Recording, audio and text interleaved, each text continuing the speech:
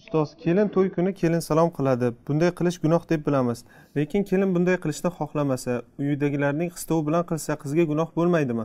Chunki uydagilarga aytsa baribir tushunishmaydi. Qizning qalbida kelin salomga umuman moyillik yo'q. Bismillah va salatu vassalamu ala rasulillah va ba'd. Bu kelin salom qilishlik ruku qilishga o'xshagan narsa, ruku qilish bu. Insonga ruku qilishlik mumkin emas. Shuning uchun ham bu narsa kelin salom qilishlik ruku bo'lgandan keyin bunday qilinmaydi. Buni yo'qotish kerak buni. Endi qanday yo'qotamiz? Bittada yo'qolib qolmaydi bu. Bittada yo'qolib qolmaydi bu. Mana shunaqangi kurashishlik bilan bo'ladi. Buni avvalda birinchi kurashganlar savobni ko'proq oladi.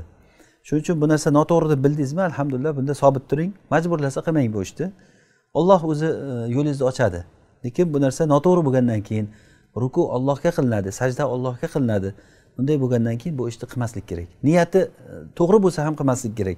Agar niyati ruku bo'lib qilsa inson dindan chiqadi. Niyati to'g'ri bo'lib turib, agar ya'ni niyati sog'lom, Alloh uchun bo'lsadan keyin lekin ruku qilsa, rukuligini bilib turib shuni ruku qilsa harom ish qilgan bo'ladi. Dindan chiqmaydi, lekin harom ish qilgan bo'ladi. Kufr amalni qilgan bo'ladi. Shuning uchun bu amal ma'siyat ishga toat qilinmaydi hech qachon. Kim sizga buyurgan taqdirda ham illo qachon sizni qo'l oyog'ingizni ushlab bukib, ikkita uchta odam kelib buksa, ana o'shanda majburiy bukilsa odam, bunda Alloh taolo o'zi uzrni qabul qiluvchi zot. Lekin ixtiyor bilan hech qachon odam Allohdan boshqaga ruku qilishligi, sajda qilishi mumkin bo'lmaydi. Allohu a'lam. لا يزال الخير حيا لا يزال إن في الدنيا سلاما واضلا